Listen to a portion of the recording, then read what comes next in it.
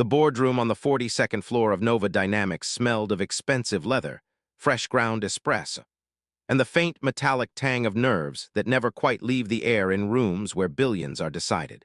Outside the floor-to-ceiling glass, the Charles River moved slow and slate-gray under a late October Boston sky, the kind of light that makes everything look both sharper and more distant at the same time.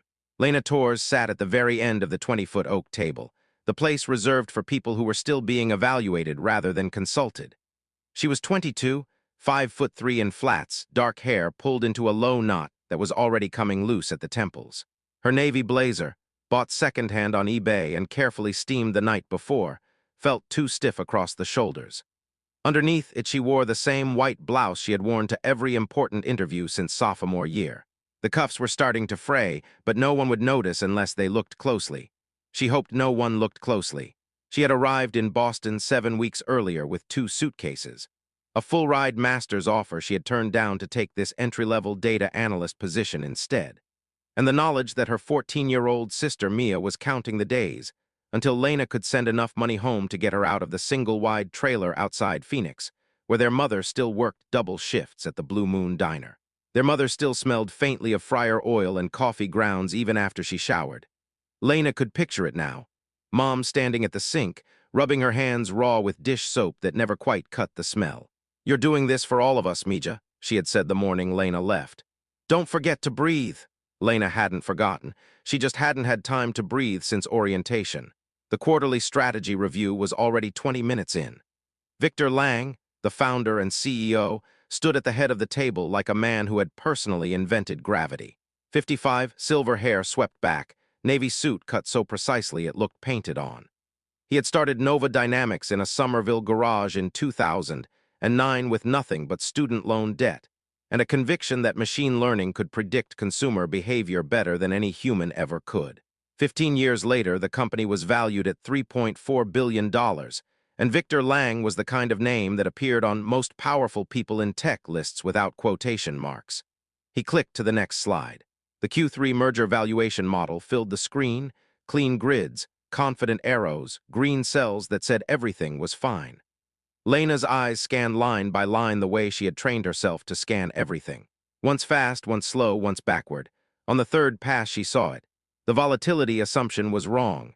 The beta coefficient used to discount future cash flows assumed a stable interest rate environment. But the stress test scenario buried in footnote 14 showed a 200 basis point rate hike. If that happened, the entire discounted cash flow tower would lean, then tilt, then collapse. The merger target, currently valued at $1.2 billion, would be worth closer to $980 million. 18% overvaluation. Enough to make the deal look brilliant on paper and disastrous 6 months after closing.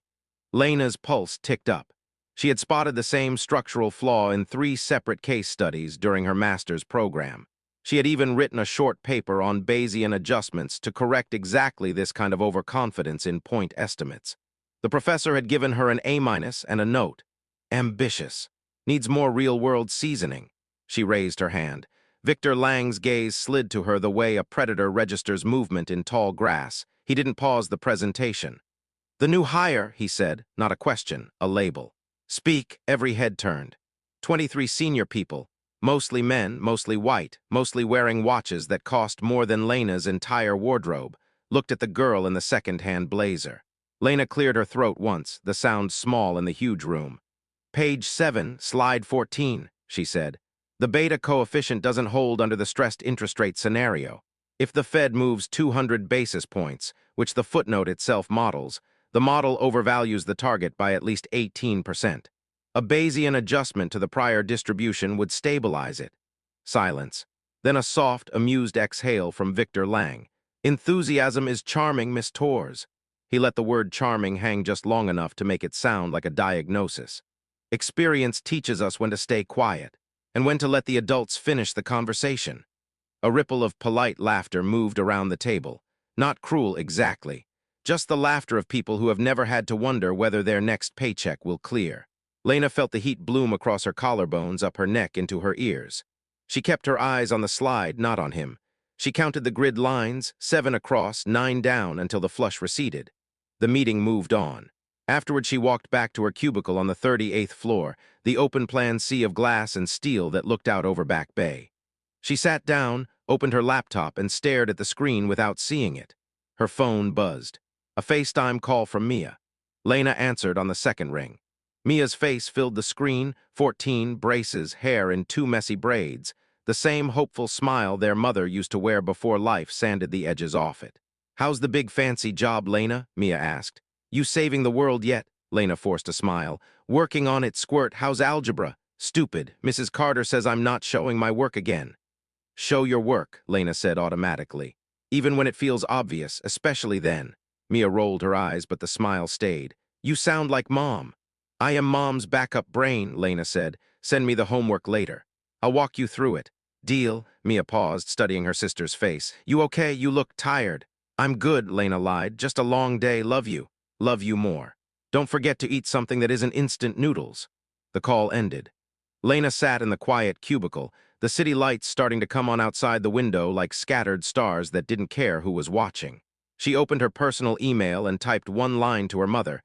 "Made it through week 7. Still standing. Tell Mia I'll call tomorrow." She hit send before she could second-guess the optimism in the words. Then she opened the merger model on her work laptop, pulled up a fresh notebook, and began rewriting the volatility assumption from scratch. She did not notice the security camera in the corner of the ceiling adjust its lens slightly, the tiny red light blinking once. The next morning, Victor Lang called an emergency all-hands meeting. He projected the same merger model everyone had seen the day before and said, in a voice that carried to every floor, "We have a bold new voice in the building. So let's give her the floor. Anyone who thinks they truly belong at this table, fix the model, 10 minutes on the whiteboard, or admit you're not ready." He looked straight at Lena's seat in the front row. "Clock starts when you touch the marker." The auditorium on the 40th floor was not designed for theater, but it became one that morning. 200 folding chairs had been dragged in from storage, arranged in tight semicircles facing the long whiteboard that spanned the front wall. Overhead lights, those cold, bright LEDs that made every pore visible, were turned up to full. The air conditioning hummed too loudly, as if the building itself were nervous. Phones were already out, held low in laps or raised openly. No one had been told not to record. Lena stood in the aisle between the front row and the stage area, arms at her sides, palms suddenly damp. She had worn the same navy blazer from yesterday. There had been no time to dry clean it. The cuffs felt thinner now, as though the fabric itself had shrunk under scrutiny. Victor Lang stepped to the center of the open space. He wore the same navy suit as always, but today the tie was a deeper crimson, the knot perfect.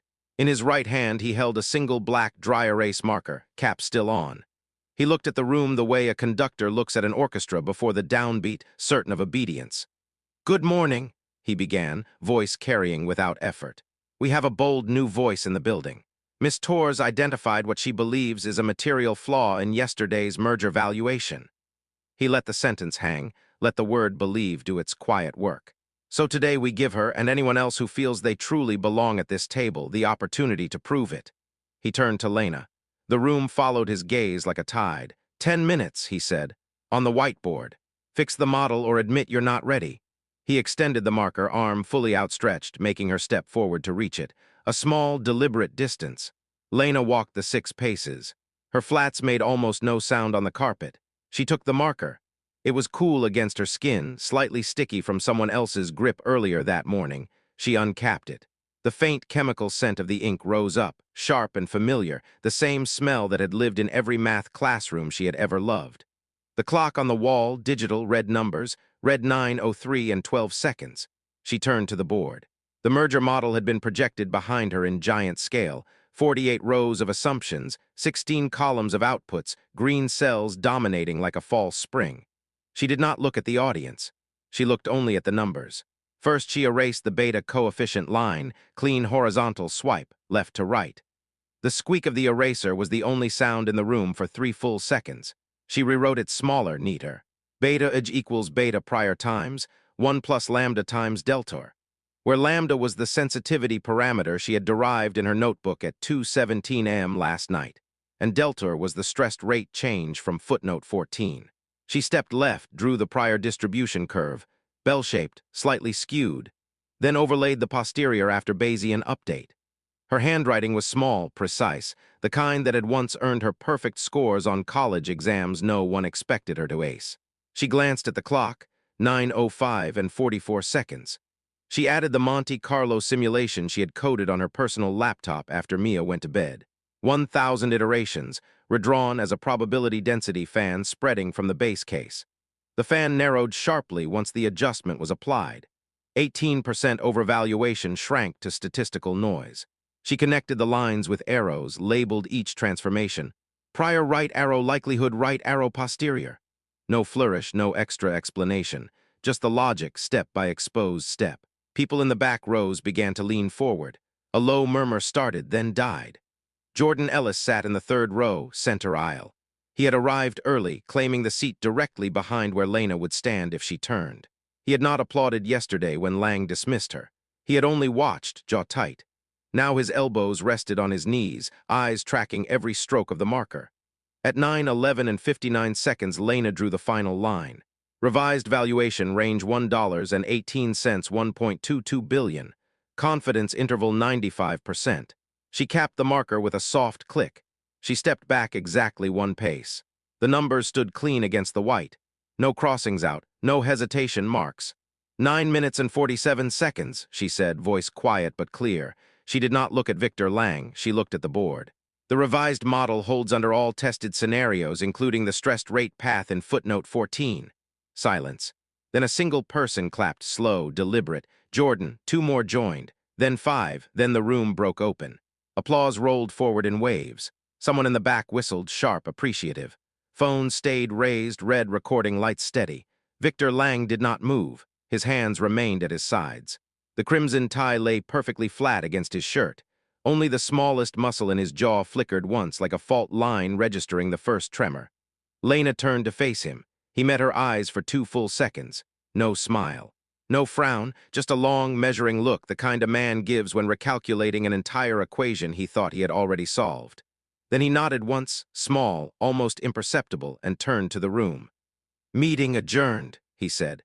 People stood slowly buzzing, groups formed in the aisles, voices overlapping. "Did you see the Bayesian layer?" She didn't even pause. "That fan chart clean." Lena stayed where she was until the marker was back in her hand, cap on. She walked off the stage area without looking behind her. Jordan was waiting at the double doors. He did not say congratulations. He only tilted his head toward the hallway. "Coffee cart on 38?" She nodded. They walked together in silence for the first 20 paces. Then he spoke, voice low. "You didn't just fix the model." She glanced at him sideways. "What did I do?" "You showed them the math never lied," he said. "And neither did you?" They reached the elevator. The doors opened. Inside, the mirrored walls reflected 2 people standing closer than protocol required. Lena pressed 38. As the doors closed, she allowed herself one small exhale. By the time she reached her cubicle, the video was already circulating in the company Slack channels. The comments were electric, praise, memes, fire emojis. But Victor Lang had not applauded. And when she opened her email inbox 10 minutes later, a single new message waited from HR, subject line, performance review immediate. Lena returned to her cubicle on the 38th floor at 9:42 a.m. The applause still echoed faintly in her ears like distant traffic, but the auditorium had already emptied.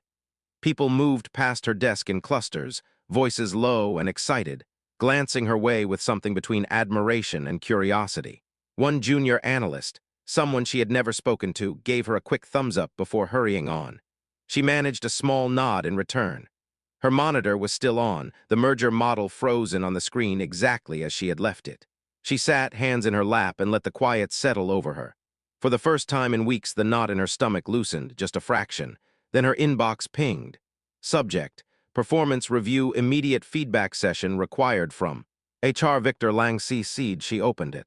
The document was attached as a PDF, formatted in the company's crisp blue and white template. She clicked. Page 1, Summary Assessment. Ms. Torres has demonstrated enthusiasm and technical aptitude in isolated instances. However, her contributions reflect a lack of strategic maturity and team alignment. Publicly challenging senior leadership assumptions without sufficient contextual grounding risks disrupting collaborative processes. Page 2. Specific observations. Oversteps boundaries during formal review sessions. relies on individual analysis rather than established frameworks. Performance does not yet warrant variable compensation adjustment. The final line was underlined. Recommendation: no quarterly bonus allocation for Q3. Performance improvement plan to be initiated within 14 days. Lena read it twice. Then she folded her hands on the desk, pressed her thumbs together until the knuckles whitened, and exhaled slowly through her nose. The bonus had been promised during onboarding. $8,500 if targets were met. Enough to cover Mia's tuition deposit for the spring semester at the community college extension program, plus the new laptop she needed for online classes. Enough to let their mother cut one of her shifts. Lena had already mentally allocated every dollar. She closed the PDF. The screen went dark for a second, reflecting her face back at her, eyes wide, mouth set in a thin line. She stood, walked to the break room, filled a paper cup with water from the cooler, and drank it in 3 swallows. The cold shocked her throat. She crumpled the cup, dropped it in the recycling bin, and returned to her desk. Jordan's cubicle was 3 rows over, near the window. He was already there, typing, but he looked up the moment she appeared in his peripheral vision. He closed his laptop halfway. She didn't sit. She leaned one hip against the low partition wall. "He's punishing me," she said, voice barely above a whisper, "for being right." Jordan studied her face for a long beat. Then he stood, pulled his chair around so it faced hers, and gestured for her to sit. She did. "I know," he said quietly. "I've seen it before, not this blatant, but close." He leaned forward, elbows on knees, voice low enough that only she could hear. 2 years ago, a senior quant named Priya flagged a similar flaw in the credit risk engine. She was polite, emailed first, offered to walk Victor through it privately. He thanked her in the all hands, then quietly moved her to a special projects team that had no real projects. She left 6 months later for a hedge fund in New York. No exit interview, no reference. Lena's fingers curled into the armrests of the borrowed chair. "So what do I do?" "Document everything," Jordan said. "Every email, every slide deck, every verbal comment you can timestamp. Screenshot Slack threads. Keep a personal log, dates, times, witnesses if there are any, and don't confront him alone. Ever," he paused, then added softer, "also coffee after work, my treat. There's a place 2 blocks down that does decent pour-over. No one from the office goes there." Lena looked at him, really looked. Jordan Ellis. 31, light brown skin, close-cropped hair, wire-rimmed glasses that he pushed up when he was thinking. He wore the same charcoal cardigan every Thursday, sleeves pushed to the elbows. He had stayed late with her twice already, once to explain the internal CRM quirks, once just to sit in silence while she debugged code. She nodded once. 6:30? 6:30. The rest of the day passed in fragments. Meetings she wasn't invited to speak in, code reviews that came back with unnecessary red lines. A hallway conversation where 2 VPs lowered their voices when she passed. By 6:15, she had saved every relevant file to a personal encrypted drive and logged out. The coffee shop was narrow, brick-walled, lit by Edison bulbs that cast warm amber pools on scarred wooden tables. It smelled of roasted beans and rain-damp coats. Jordan was already there, 2 ceramic mugs waiting. He had chosen a corner booth away from the door. She slid in opposite him. He pushed one mug toward her. "Black, no sugar. Figured that's your speed." She wrapped both hands around it. The heat seeped into her palms. They talked for almost 2 hours, not about the company at first. He told her about growing up in Dorchester, the triple-decker his mother still owned, how she called every Sunday to ask if he was eating anything green. She told him about Phoenix summers so hot the playground asphalt softened under sneakers, about Mia teaching herself guitar on a pawn shop acoustic, about their mother's laugh, rare now but bright when it came. Somewhere between the second pour-over and the third, their hands brushed reaching for the small metal cream pitcher. Neither pulled away immediately. His fingers were warm, knuckles lightly calloused, probably from weekend basketball, she guessed. She felt the contact travel up her arm like a small current. When the barista started stacking chairs, Jordan checked his watch. "Walk you to the tea?" She nodded. Outside the air was sharp with early winter bite. Streetlights reflected off wet pavement. They walked side by side, shoulders almost touching. Neither spoke for the first block. At the station entrance, she stopped. "Thanks for today," she said. He looked down at her, glasses catching the orange glow from the street lamp. "You don't have to thank me for seeing what's obvious," he said. "You're not the problem here." She held his gaze a moment longer than necessary. Then she turned and descended the stairs. On the train home, she pulled out her phone and texted Mia a photo of the coffee shop mug, caption, Survived another day. Puzzle tomorrow. Mia's reply came fast. Deal. You're my hero, you know that? Lena leaned her head against the cool window glass and closed her eyes. The city lights streaked past like falling stars. The next week, Victor Lang assigned the quarterly strategy project, the one that determined year-end bonuses. Lena opened the email and saw her name grouped with the same three analysts who had laughed loudest during the whiteboard moment. The team lead's note was one line. Lang said you're still learning the culture. Handle the appendices. The email arrived at 7:14 a.m. on Monday, subject line crisp and final, quarterly strategy project team assignments. Lena opened it on her phone while the T rattled toward Back Bay Station. Rain streaked the windows in diagonal silver lines. She scanned the list quickly, hoping she had misread. Her name appeared under Team Delta, grouped with three others. Marcus Hale, senior analyst, Lang's former intern, Priya Chen, associate director, known for smooth slide decks, Derek Voss, VP of strategy, the one who had laughed loudest during the whiteboard moment, team lead. Derek Voss, objective, develop full-year valuation scenarios for 3 potential acquisitions, including risk-adjusted models. Deliverable, 45-slide deck plus executive summary, due in 18 days. Note from Derek pasted at the bottom. Lang said you're still learning the culture. Lena, you'll handle the appendices and source citations. Keep it clean and quiet. She stared at the words until they blurred. The train lurched. She gripped the pole tighter. By 9:05, she was in the glass-walled conference room on 39, the one with the frosted stripes that never quite hid who was inside. Marcus arrived first, tall, blonde, perpetual half-smile. He set his MacBook down without looking at her and opened a blank slide deck titled Q4 Strategy Team Delta. Priya followed, earbuds in, nodding absently as she claimed the seat farthest from Lena. Derek entered last, sleeves rolled, coffee in hand. He didn't sit. He stood at the head of the table like a professor about to lecture. Quick alignment, he said. We're going high level on the 3 targets. Biotech play, SaaS platform, industrial IoT. Marcus, you own the biotech narrative and financials. Priya, SaaS storytelling and comps. I'll handle IoT and the executive summary. Lena, he glanced at her for the first time. Appendices, footnotes, source links, make sure everything traces back clean, no surprises. Lena opened her notebook. I can contribute to the risk models. I've already built a Bayesian adjustment framework that. Derek cut her off with a raised palm, not unkind, just final. We're using the standard Lang-approved template. It's battle-tested. We don't need to reinvent appendices. That's the ask. Marcus leaned back, arms crossed. Yeah, no need to complicate things. Lang wants clean, not clever. Priya didn't speak. She just tapped her stylus against her tablet, eyes on the screen. Lena closed her notebook slowly. The click of the elastic band sounded louder than it should have.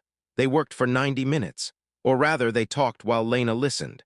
Marcus and Priya bounced ideas. Derek nodded or redirected. Lena typed notes, pulled data from the shared drive, formatted tables no one asked for. When she suggested a sensitivity table for the biotech valuation, highlighting the same volatility flaw from the merger model, Marcus waved it off. We're not stress testing to death. Lang wants confidence intervals, not doomsday scenarios. At 10:45, Derek stood. Good start. I'll consolidate tonight and send V0.1 by morning. Lena, can you have the source appendix ready by EOD? Full citations, hyperlinks, the works. She nodded once. They filed out. Priya left without a word. Marcus gave her a quick later that sounded like dismissal. Derek paused at the door. You're doing fine, he said almost gently. Just fit the mold a little more, it'll go easier. The door clicked shut behind him. Lena stayed seated for another 10 minutes, staring at the blank slide deck still open on the projector. The room smelled faintly of Derek's cologne, something woody and expensive, and the lingering ozone of the air vents. She saved the file to her personal drive under a nondescript name, logged out, and walked to the rooftop terrace. The terrace was empty, rain still falling in a fine mist that beaded on the glass railing. Boston looked smaller from up here, towers punching through low clouds, the river a dull ribbon below. She leaned against the railing until the cold metal bit through her sleeves. She pulled out her phone and took a single photo. The river, blurred by rain, the city lights just beginning to flicker on. She sent it to Mia with no caption at first. Then she typed, working hard for us. She hit send before the doubt could catch up. Mia's reply came in under a minute. That view is insane, smiling face with heart eyes. Are you okay? You sound quiet lately. Lena typed, deleted, typed again. Just a long day. Puzzle tonight? Always. Sent you the next one, harder this time. Don't cheat with Google's smirking face. Lena smiled despite herself. She pocketed the phone and stood there until the rain soaked through her blazer and her hair clung to her neck in wet strands. Back at her desk, she opened the company archive on a whim, old deal folders, pitch decks from the early years. She typed tours into the search bar, half expecting nothing. A result appeared. 2014. Pitch deck predictive consumer analytics platform. Submitter Javier Torres, her father's name. She clicked. The deck opened, 23 slides, simple, earnest. The same volatility assumption flaw she had spotted in the merger model lived here too, buried in the risk section. The rejection email was attached at the end, forwarded chain intact. From Victor Lang, subject. Ray, investment opportunity, Torres analytics date. April 17, 2014. Javier, thank you for the materials. The core idea has merit, but the assumptions around volatility and beta calibration are amateur. The model overstates stability in stressed environments. Not ready for prime time, best of luck refining. Victor. Lena's breath caught. She read it again, then a third time. The flaw was identical, the language almost the same. 18% overvaluation then, 18% now. She sat back, hands flat on the desk. The cubicle lights buzzed overhead. Her father had died 2 years after that rejection, heart attack at 43, stress and long nights and one dream too many deferred. Lena had been 12. She still remembered the hospital smell, the way her mother's shoulders shook when the doctor came out. She closed the deck, saved it to her encrypted drive beside the strategy project files. Her phone buzzed. Jordan, a simple text. You okay? Saw you head to the roof. She stared at the message for a long moment. Then she typed back, found something, need to talk, not here. She had the proof now. Her father's deck, Lang's rejection, the same fatal flaw echoing across a decade. But using it could end her career before it began. And tomorrow, the first draft of the strategy deck would land in her inbox, her name nowhere on the author list. The archive room on the 37th floor was rarely used after 7 p.m. Dim overhead fluorescents flickered on motion sensors, casting long shadows across rows of locked filing cabinets and forgotten server racks. The air smelled of old paper, dust, and the faint metallic hum of cooling fans that never quite shut off. Lena had come here straight after her shift ended, bypassing the elevators in favor of the service stairs to avoid running into anyone from Team Delta. She sat cross-legged on the carpeted floor between 2 tall cabinets, laptop balanced on her knees, the 2014 pitch deck still open on screen. The rejection email from Victor Lang glowed in the browser tab beside it. She had read it so many times the words felt etched behind her eyelids. She didn't hear the door open at first. The hinges were silent, maintained by facilities for quiet access. Only the soft click of the latch made her head snap up. Jordan stood in the doorway, coat draped over one arm, a paper bag from the downstairs deli in his other hand. He didn't look surprised to find her.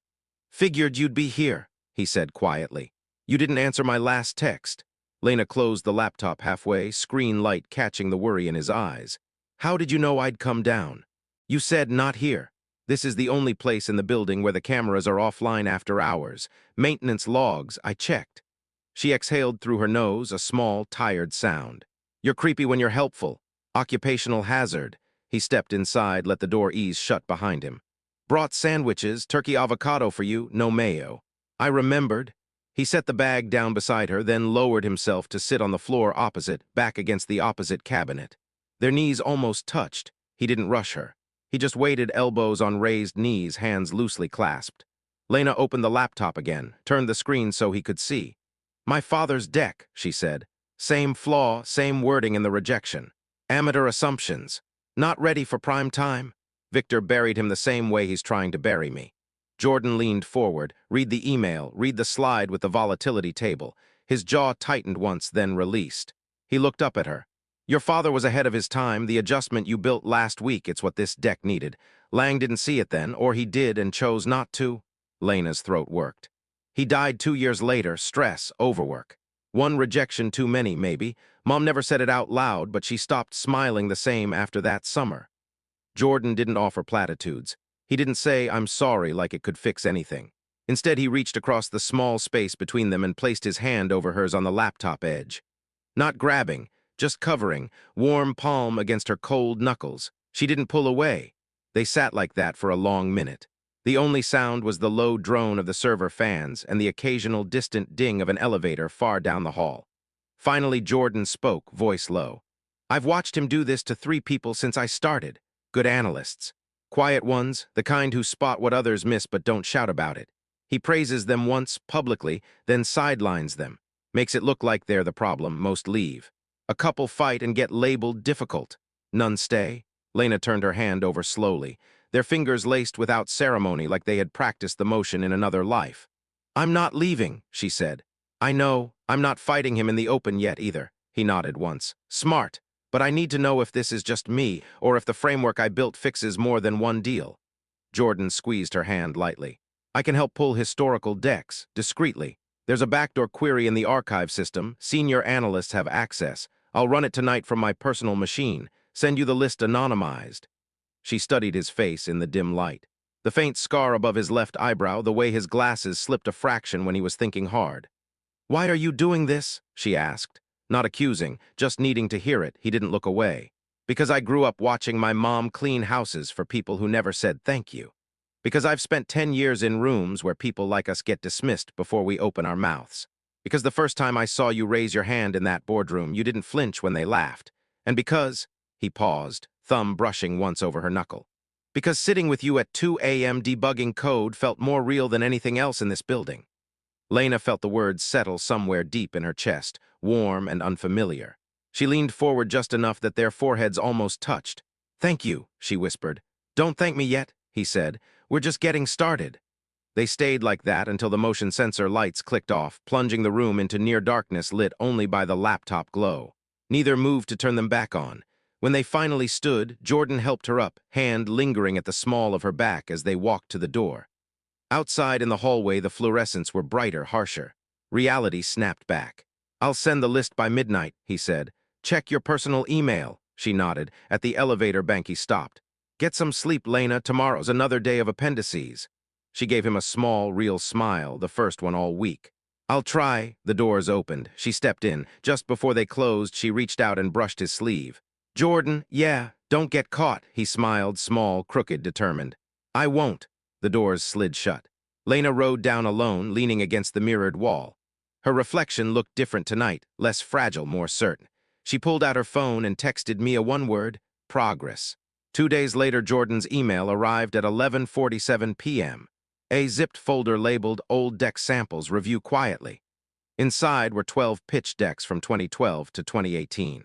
7 of them carried the exact same volatility flaw, and every rejection letter, when it existed, was signed by Victor Lang.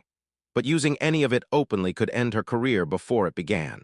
And the first draft of Team Delta's strategy deck had just landed in her inbox, her name missing from every slide except the appendix credits. Lena stopped sleeping in any meaningful way after that night in the archive room.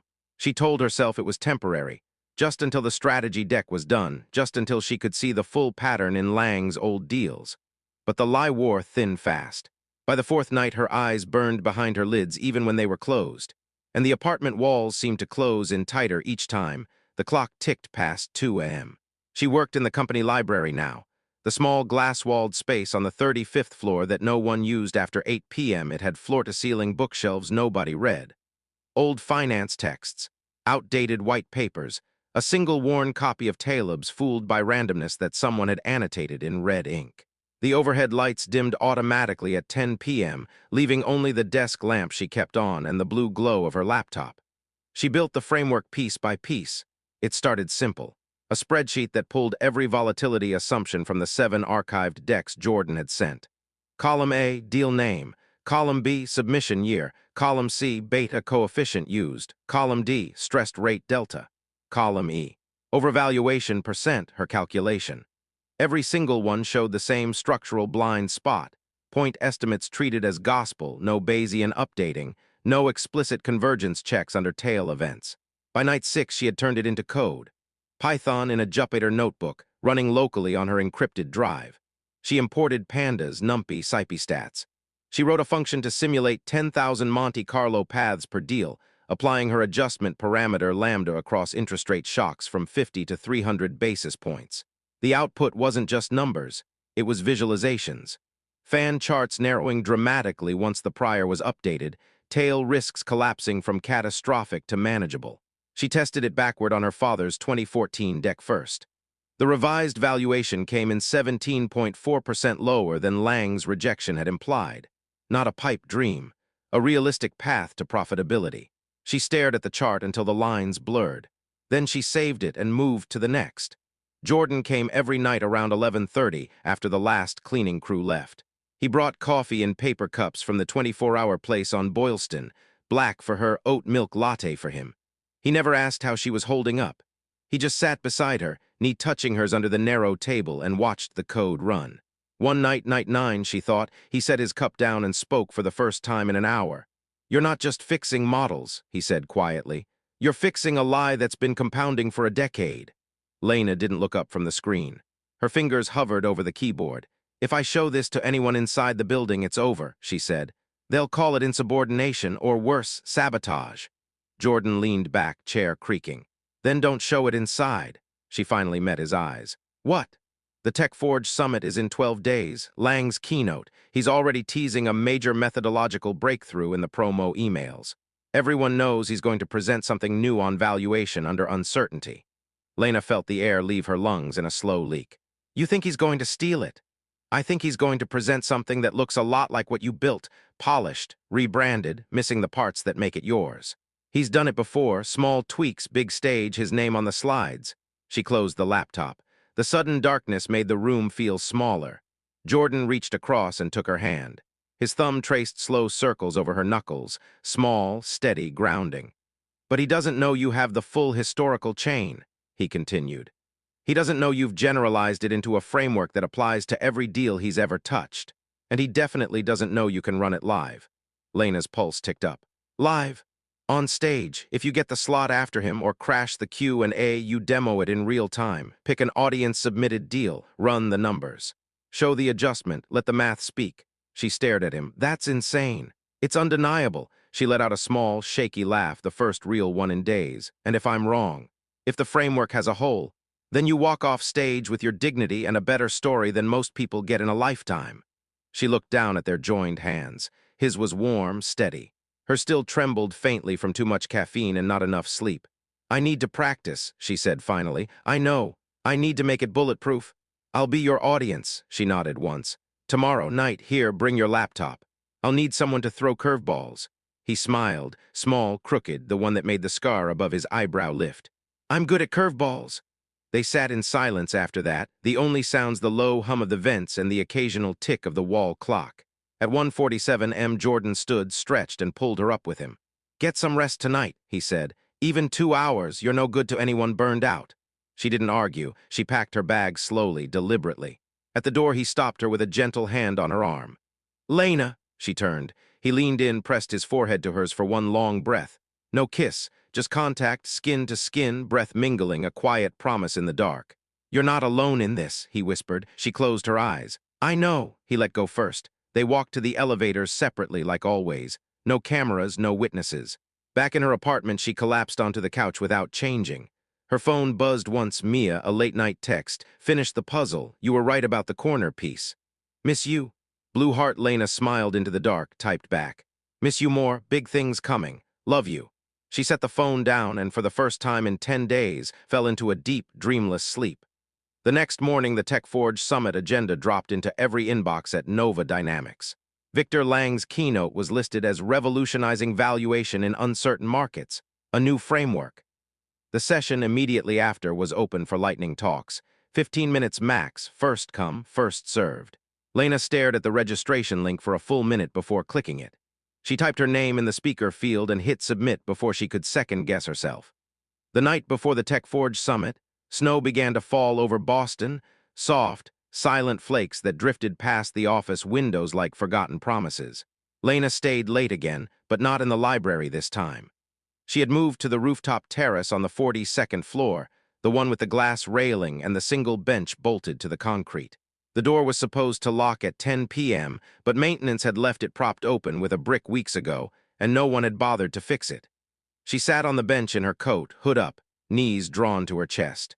The city lights below blurred through the falling snow, turning the Charles River into a dark, shimmering vein. Her laptop was closed beside her. She hadn't opened it in hours. The framework was finished, polished, tested backward and forward, bulletproof as far as she could make it. There was nothing left to code, only waiting. The cold seeped through her jeans, through the thin soles of her boots. She didn't mind. It kept her sharp. Footsteps approached from behind, slow, deliberate. She didn't turn, she knew the rhythm. Jordan appeared at the edge of her vision, coat open despite the wind, hands in his pockets. Snow dusted his shoulders and the tops of his glasses. He didn't speak at first. He just sat beside her, close enough that their thighs touched, the bench creaking under the added weight. They watched the snow fall for a long minute. "You shouldn't be out here without a hat," he said finally, voice low. "You'll catch something." She gave a small huff of laughter. "I'll survive one night." He pulled a knit cap from his coat pocket, dark gray, slightly worn at the edges, and tugged it gently over her hood. His fingers brushed her cheek as he adjusted it, warm against the cold. "Better," he said. She looked at him then, snowflakes caught in his eyelashes, melting slowly. The scar above his eyebrow stood out sharper in the low light. "I registered for the lightning slot," she said. "Right after his keynote, 15 minutes if they let me speak." "They'll let you," he said. "I forwarded your abstract to the program chair myself, anonymized. Told them it was a junior contributor with a novel adjustment method. They bit." She exhaled, breath clouding white. "You didn't have to." "I wanted to." Another silence. The wind picked up, carrying distant car horns and the low rumble of the city that never quite slept. Lena spoke first this time, voice quieter than the snow. "What if it goes wrong? What if I freeze? Or the demo crashes? Or he just talks over me?" Jordan turned toward her fully. "Then you walk off that stage knowing you tried, knowing you didn't let him rewrite history without a fight. That's more than most people get." She looked down at her hands, red from cold, nails bitten short. "I keep thinking about my dad, that rejection email. If he'd had one more chance, one more room full of people who'd actually listen, would he still be here?" Jordan didn't answer right away. He reached over and took her right hand in both of his, rubbing slow warmth back into her fingers. "Maybe," he said, "maybe not, but you're not him, you're you. And tomorrow you're not asking for permission. You're showing them what happens when the math is allowed to speak for itself." She turned her hand in his, lacing their fingers together. His palm was calloused in the same places hers were, keyboard ridges, mouse wear, familiar now. "I'm scared," she admitted, the words small against the wind. "I know," he squeezed once. "I'd be more worried if you weren't." She leaned her head against his shoulder. The wool of his coat smelled faintly of coffee and the cedar candle his mother always burned on Sundays. Safe, steady. They stayed like that until the snow thickened, flakes catching in her eyelashes on his collar. Neither moved to brush them away. At some point he spoke again, almost too quiet to hear. "When this is over, whatever happens tomorrow, I want to take you somewhere that isn't this building, somewhere with real food and no spreadsheets." She lifted her head just enough to meet his eyes. "A date." "A date," he confirmed. "No work talk, just us." A small smile tugged at her mouth, the first real one in days. "I'd like that." He brushed a snowflake from her cheek with his thumb, the touch lingered. "Come on," he said. "Let's get you inside before you turn into an icicle." They stood together. He kept her hand in his as they walked back toward the door. Inside the hallway, the heat hit like a wave, thawing her cheeks. At the elevator, he stopped, turned her gently to face him. "Tomorrow," he said, "you don't have to do it alone. I'll be in the third row, left side. If you need an anchor, look for me." She nodded. "Third row. Left side." He leaned in, pressed his lips to her forehead, soft, brief, certain, no rush, just a quiet claim. "Get some sleep," he murmured against her skin. "You've earned it." The elevator dinged open. She stepped in. Just before the doors closed, she reached out, caught the edge of his sleeve. "Jordan," he held the door with his palm. "Yeah, thank you for seeing me." He smiled, that small, crooked one that made her chest ache in the best way. "You make it easy," he said. The doors slid shut. Lena rode down alone, forehead still warm from his kiss, hand still tingling where he'd held it. Outside the lobby, the snow had stopped, leaving the city quiet under a thin white blanket. She walked home through the empty streets, boots crunching softly. For the first time in weeks, the fear felt smaller than the determination. Tomorrow she would step onto that stage. Tomorrow the truth would have its turn. The next morning she walked into the Tech Forge Summit ballroom carrying nothing but a USB drive, her laptop, and the truth she had built in silence. Victor Lang was already on stage for sound check, smiling for the cameras, his keynote slides glowing behind him. He didn't see her enter. But when the moderator called the first lightning speaker after his talk, Lena stood from the third row, heart hammering, and walked toward the front. Lang's smile faltered the moment he recognized her face. The Tech Forge Summit Ballroom was cavernous. High ceilings, tiered seating for 2,000, a massive LED screen that stretched the full width of the stage. Morning light poured through the skylights, turning the polished concrete floor into a pale mirror. The air smelled of fresh coffee from the sponsor booths, expensive cologne, and the faint ozone hum of too many laptops running at once. Lena entered through the side doors at 8:47 a.m., 15 minutes before doors officially opened to the public. She carried only her laptop bag slung over one shoulder and the USB drive in her pocket like a talisman. No notes, no printed slides. Everything lived in her head and on the drive now. She found a seat in the third row left side, exactly where Jordan had promised he would be. The seat beside it was empty. She set her bag down and waited. The room filled slowly at first, then in waves. Investors in tailored suits, founders in hoodies and sneakers, journalists with press badges and recording apps open. Whispers rippled. Lang's dropping something big today. Heard it's a new valuation paradigm. About time someone fixed the tail risk blind spots. At 9:15, the lights dimmed slightly. A low beat of electronic music played through the speakers, subtle, confident, the kind that said money was about to be made. Victor Lang took the stage alone. He wore charcoal gray today, no tie, sleeves rolled to the elbows in that calculated, casual way. The screen behind him lit up with his keynote title in clean white type.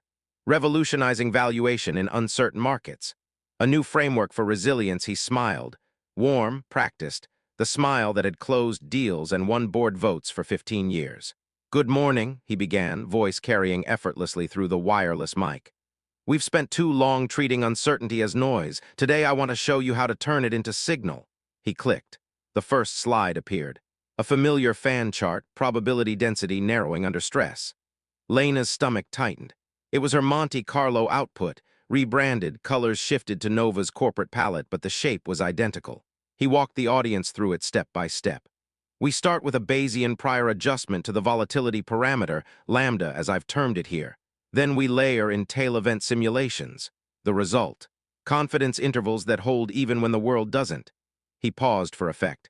Applause started in the front rows, investors mostly, then spread. Cameras flashed. Phones stayed raised. Lena sat very still. Jordan slipped into the seat beside her during the transition slide. He didn't speak. He just placed his hand on the armrest between them, palm up. She covered it with hers. No squeeze, just contact. Lang continued for 42 minutes. He showed 3 case studies, none from Nova's archive, all hypothetical but suspiciously close to the ones she had tested. He ended with a flourish. "This isn't theory. It's the future of decision-making under uncertainty. And it starts today." Thunderous applause, standing ovation from half the room. Lang bowed once, modest, gracious, then stepped to the side as the moderator took the podium. "Thank you, Victor. We now move to our lightning talks, 15 minutes each, designed to spark conversation. First up, Lena Torres, real-time Bayesian adjustment for legacy valuation models." Lena, the spotlight found her. She stood. The walk to the stage felt longer than it should have, 20 paces, maybe 30. Her boots echoed softly on the concrete. Every eye followed. Phones tilted upward again. She reached the podium. The moderator handed her a clicker. She set her laptop down, plugged in the USB, and opened the presentation window.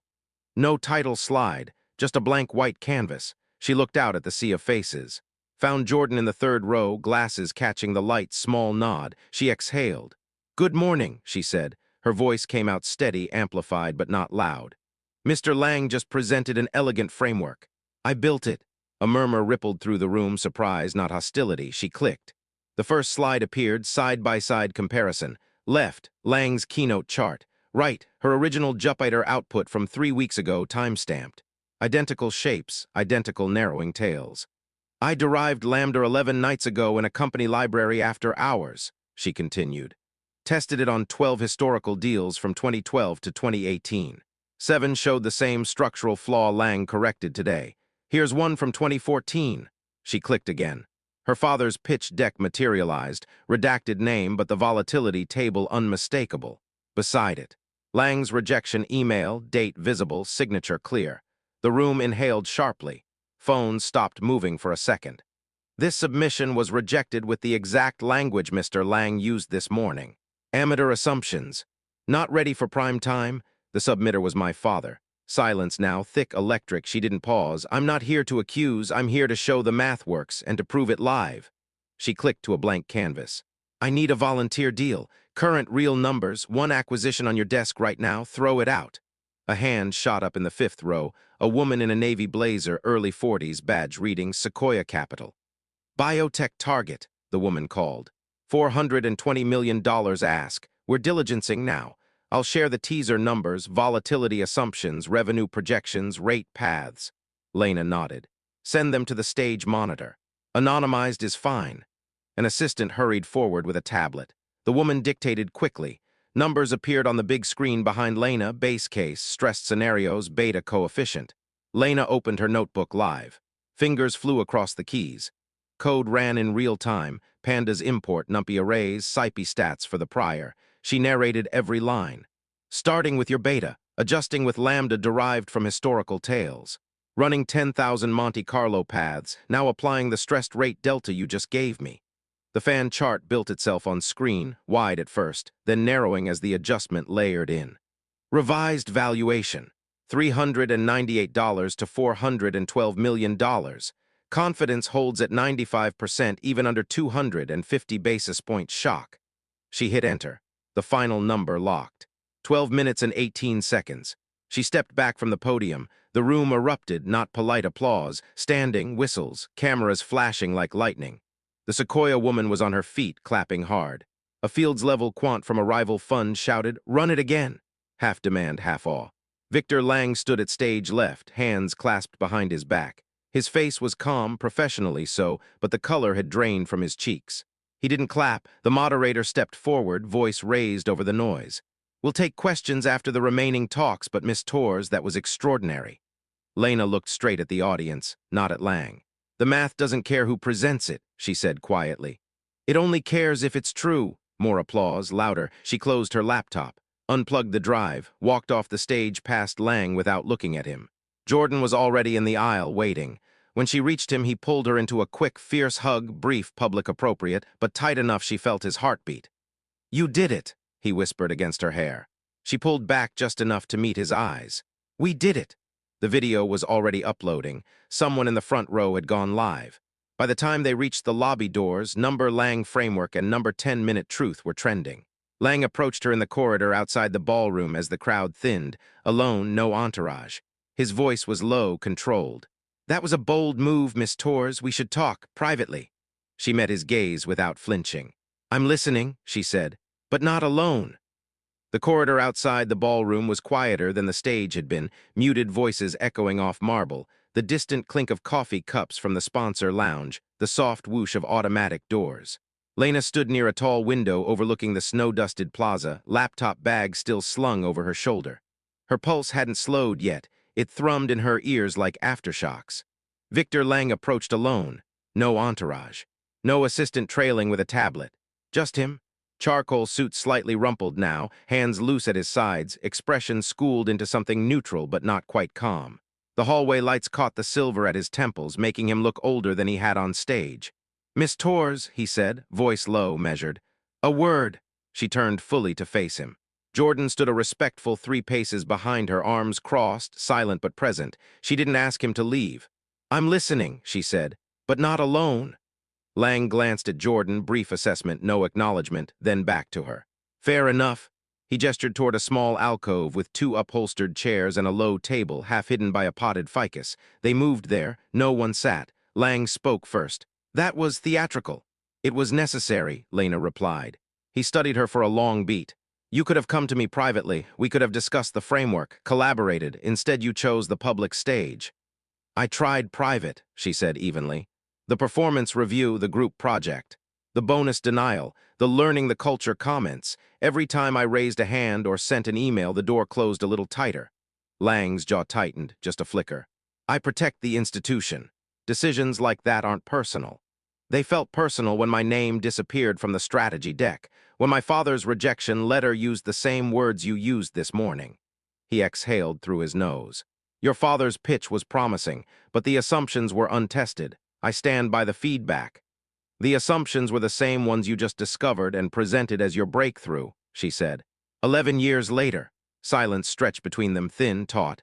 Lang looked away first toward the window. Snow continued to fall outside, soft and relentless. "I didn't steal your work," he said finally. "I adapted what I saw in the internal logs. You left traces. I recognized potential. That's leadership, spotting talent and scaling it." Lena felt the words land like a dull blow, not anger. Disappointment sharper. "You scaled it without credit," she said, "without asking, without even a conversation." He met her eyes again. "What do you want, Miss Torres? An apology on stage? My resignation? The board won't allow it. Not after one demonstration." "I don't want your resignation," she said. "I want the truth acknowledged. I want the framework published under joint authorship if you insist on claiming part of it, but with full historical context. Every deal it fixes, every rejection it explains, including 2014. Lang's expression shifted surprise, then calculation. "That would require reopening closed files, old wounds." "Yes," she said simply. "It would." He considered her for another long moment. Then he nodded once, small, almost reluctant. "I'll speak to legal, and the board will draft something formal, co-authorship on a white paper. Full attribution to you for the core methodology, timeline included." Lena didn't smile, she didn't thank him. "And the performance review?" she asked. "The PIP, the bonus?" "Retracted," he said. "Effective immediately, I'll email HR myself." She held his gaze. "Thank you." He started to turn away, then paused. "You're exceptional," he said quietly. "I underestimated that. Don't let it make you bitter." "I won't," she replied. "But I also won't forget." He walked away down the corridor, shoulders straight, but the stride a fraction slower than usual. Jordan stepped up beside her. "You okay?" he asked. She exhaled, a long, shaky breath. "I think so." He took her hand. "Come on, there's a quiet cafe downstairs, real food, no spreadsheets." She let him lead her toward the escalators. By the time they reached the lobby, her phone was vibrating nonstop, notifications stacking like snowdrifts. Number 10 Minute Truth had crossed 1 million views. Clips of her live demo circulated on LinkedIn, Twitter, finance subreddits. Messages from strangers. That was fire. "You just changed the game."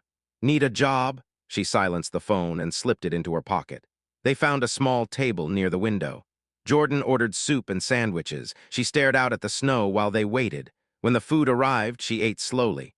The warmth spread through her chest. Jordan watched her across the table. "What now?" he asked gently. She set her spoon down. "Now I go home," she said. "Call Mia, tell Mom everything. Then I think about what comes next. Maybe stay at Nova, maybe not. But whatever it is, it's on my terms." He reached across and brushed his thumb over her wrist. "I'm in," he said. "Whatever terms." She turned her hand over, laced their fingers. "Date first," she said. "Then we figure out the rest." He smiled, that small, crooked one. "Deal." Outside, the snow kept falling, quiet, steady, covering the city in white. Inside, for the first time in months, Lena felt the knot in her chest loosen completely. 3 months later, Lena stood in the corner office on the 42nd floor, the one with the river view. A small framed photo of her father hung on the wall beside her monitor. Him at a whiteboard, smiling mid-equation. The board had offered her lead of the new valuation integrity group. She accepted on one condition: every past deal re-audited using the framework, full transparency report published.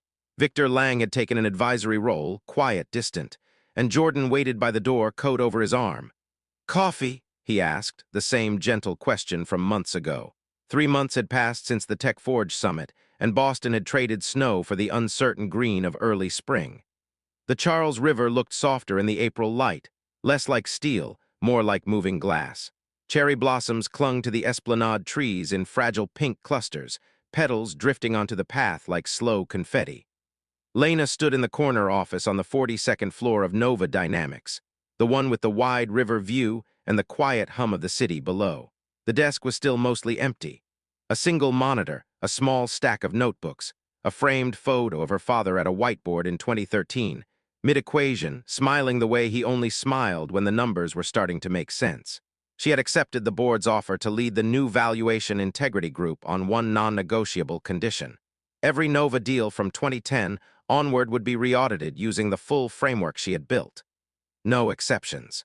The transparency report, 120 pages of methodology, historical corrections, and forward-looking guidelines, had been published openly last week. It carried her name first, Victor Lang's second, and a foreword he had written himself. Brief, formal, acknowledging the independent discovery and rigorous extension of the adjustment method. Lang had taken an advisory role, Remote most days, voice only on quarterly calls. He spoke less now, listened more.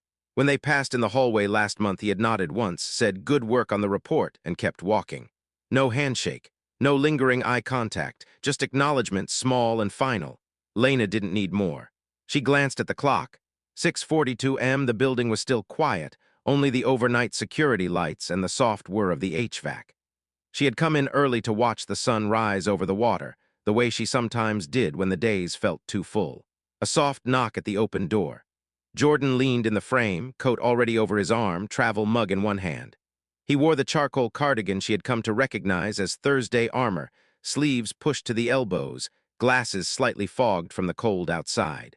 "Coffee?" he asked, the same gentle question he had asked every morning since the summit. She smiled, small, real, the kind that reached her eyes now without effort. "Always." He stepped inside, set the mug on her desk. Black, no sugar. Beside it, he placed a small paper bag from the corner bakery 2 blocks down, one almond croissant, still warm. "Figured you'd skip breakfast again," he said. She took the bag, tore the corner open, and broke off a piece. The buttery layers shattered softly. "Sit," she said. He pulled the guest chair closer and sat, knees brushing hers under the desk. They ate in comfortable silence for a minute, watching the river turn gold as the sun cleared the skyline. "I got the email from Cambridge last night," she said quietly. He looked up. "And? Full offer, research fellowship, 2 years, funded. I can bring the framework with me, expand it, teach it. They want to build a lab around uncertainty modeling." Jordan's expression didn't change, steady, warm, but she saw the quick flicker in his eyes, pride, a touch of something softer. "You're going," he said, not a question. "I haven't decided yet." She set the croissant down. "It's across an ocean. Mia's starting community college in the fall. She'd miss me. Mom, she'd pretend she's fine, but I know her." Jordan reached across the desk and took her hand. His thumb traced the same slow circle over her knuckles he had that first night in the archive room. "And you?" he asked. "What do you want?" She looked out at the river. A single rower sliced through the water, oars dipping in perfect rhythm. "I want to keep building," she said. "Not just fix what's broken here, but help other people spot it before it breaks them. Cambridge feels like the place to do that bigger." He nodded slowly. "Then go," he said. "I'll visit. You'll come back for holidays, we'll make it work." She turned back to him. "You do that?" "I've been doing worse commutes for years," he said with a small smile. "Boston to Cambridge is nothing," she laughed, quiet, relieved. Then she stood, walked around the desk, and leaned against it in front of him. He looked up, hands resting lightly on her hips. "Third date's in London, then," she said. "Deal," he replied. She leaned down and kissed him. Slow, certain, the way people kiss when the future is wide open instead of closing in. His hands slid to the small of her back, pulling her closer for a heartbeat before letting go. When they parted, she stayed close, forehead against his. "Thank you," she whispered, "for seeing me from the beginning."